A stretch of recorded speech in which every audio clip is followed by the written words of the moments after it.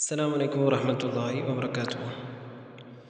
എന്തുകൊണ്ടാണ് അള്ളാഹുവിനെ മാത്രമേ വിളിച്ച് പ്രാർത്ഥിക്കാവൂ എന്ന് പറയുന്നത് എന്തുകൊണ്ടാണെന്നറിയോ? അതിന് കുറേ കാരണങ്ങളുണ്ട്. അപ്പോൾ ആ കാരണങ്ങൾ ഞാൻ പറയാം, എന്നിട്ട് നിങ്ങൾ ശരിക്കും ചിന്തിക്കുക.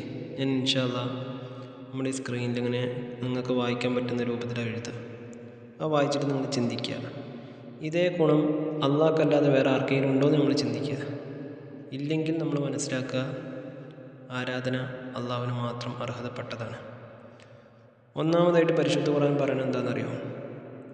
സൃഷ്ടിക്കുന്നവൻ അള്ളാഹു മാത്രമാണ് എന്നുള്ളതാണ്. അപ്പം നിങ്ങൾ ചിന്തിക്കുക, അള്ളാഹു മാത്രമാണ് എല്ലാവരെയും സൃഷ്ടിക്കുന്നത്. ഞാൻ അള്ളാഹിനെ മാത്രമല്ലേ നമുക്ക് വിളിച്ച് പ്രാർത്ഥിക്കാൻ പറ്റുള്ളൂ. രണ്ടാമതായി ചിന്തിക്കുക, മരിക്കാത്തവൻ അള്ളാഹു മാത്രമുള്ളൂ എന്നുള്ളതാണ്. അപ്പം ഒന്ന് ആലോചിച്ച് നോക്കി, ആ മരിക്കാത്ത അള്ളാഹിനോടല്ലേ നമ്മൾ വിളിച്ച് പ്രാർത്ഥിക്കേണ്ടത്. മൂന്നാമതായി മനസ്സിലാക്കേണ്ടത്, എന്നെന്നുമുള്ളവൻ അള്ളാഹു മാത്രമാണ് എന്നുള്ളതാണ്. അപ്പോഴും ചിന്തിച്ച് നോക്കിയൊക്കെ, എന്നും നിലനിൽക്കുന്ന പടച്ചവനോടല്ലേ നമ്മൾ പ്രാർത്ഥിക്കേണ്ടത്. അതേപോലെ തന്നെ നാലാമതായി മനസ്സിലാക്കേണ്ടത് എന്തറിയോ? അദൃശ്യം അറിയുന്നവൻ അള്ളാഹു മാത്രമാണ്. അഥവാ മറഞ്ഞ കാര്യങ്ങൾ അറിയാനുള്ള കഴിവ് അള്ളാഹ്ക്ക് മാത്രമേ ഉള്ളൂ. അപ്പം നമ്മൾ അള്ളാഹിനോടല്ലേ പ്രാർത്ഥിക്കേണ്ടത്. അതേപോലെ തന്നെ അഞ്ചാമതായി മനസ്സിലാക്കേണ്ടത് എന്തറിയോ? അനുഗ്രഹങ്ങൾ അവനിൽ നിന്ന് മാത്രമുള്ളതാണെന്നാണ്. അപ്പോൾ ഒന്ന് ആലോചിച്ച് നോക്കിയേക്കാം, അള്ളാഹുവിൽ നിന്നുള്ള അനുഗ്രഹങ്ങളാണ് നമുക്കൊക്കെ ഉള്ളത്. അപ്പോൾ ആ പടച്ചവനോട് തന്നെ ചോദിക്കുന്നതല്ലേ നല്ലത്. അപ്പോൾ അതാണ് പറഞ്ഞത്, അള്ളാഹുവിനോട് മാത്രമേ വിളിച്ച് പ്രാർത്ഥിക്കാൻ പറ്റൂ എന്നുള്ളതിൻ്റെ അഞ്ചാമത്തെ കാരണം. ആറാമതായി പറഞ്ഞെന്തറിയോ?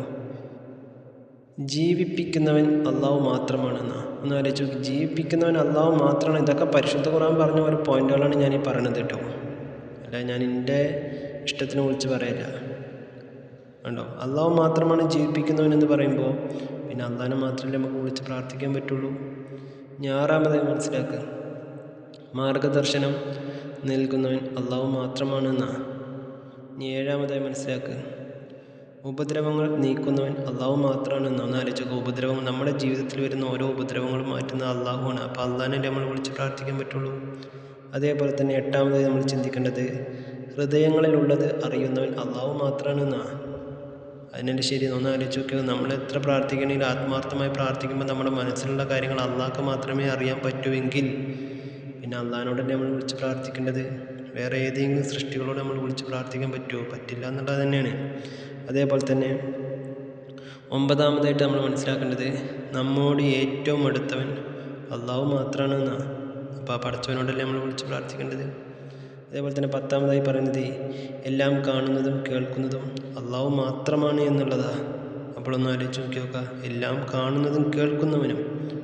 കേൾക്കുക അല്ലേ, നമ്മൾ പ്രാർത്ഥിക്കുന്നുണ്ടല്ലോ, അതൊക്കെ കേൾക്കാൻ ആർക്കേ മാത്രമേ പറ്റുള്ളൂ? അള്ളാഹ്ക്ക് മാത്രമേ പറ്റുള്ളൂ എന്നാണ്.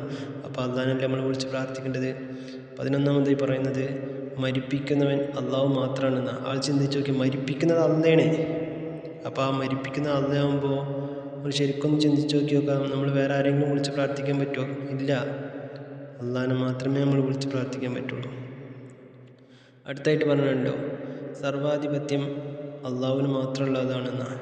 അവസാനമായിട്ട് പറയുന്നുണ്ട്, പ്രതിഫല ദിവസത്തിൻ്റെ ഉടമസ്ഥൻ അള്ളാഹു മാത്രമാണെന്ന്. ഒന്ന് ആലോചിച്ച് നോക്കുക, ആ പ്രതിഫല ദിവസത്തിൻ്റെ ഉടമസ്ഥനാകുന്ന അള്ളാഹുവിൻ്റെ കയ്യിലാണ് നരകമുള്ളതായി, അള്ളാഹിൻ്റെ അടുക്കലാണ് സ്വർഗമുള്ളത് അല്ലേ.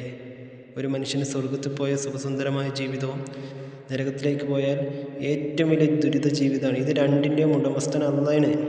അപ്പം നിങ്ങൾ ചിന്തിക്കുക, ആരെ വിളിച്ച് നമ്മൾ പ്രാർത്ഥിക്കണം? അള്ളാഹിനെ വിളിച്ച് പ്രാർത്ഥിക്കണം, വേറെ ആരെയും വിളിച്ച് പ്രാർത്ഥിക്കാൻ പാടില്ല. കാരണം ബാക്കിയുള്ളതെല്ലാം തന്നെ ഈ പടച്ചവൻ്റെ സൃഷ്ടികൾ മാത്രമാണ് എന്നുള്ളൊരു ചിന്ത നമുക്ക് വേണമെന്നുള്ളതാണ്. അപ്പം അതുകൊണ്ട് മനസ്സിലാക്കിയ കാര്യങ്ങൾ ആത്മാർത്ഥമായ ജീവിതത്തിൽ പകർത്തുക.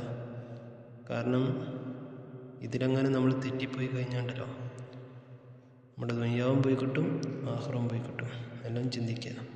അള്ളാഹു നമ്മെ അനുഗ്രഹിക്കട്ടെ.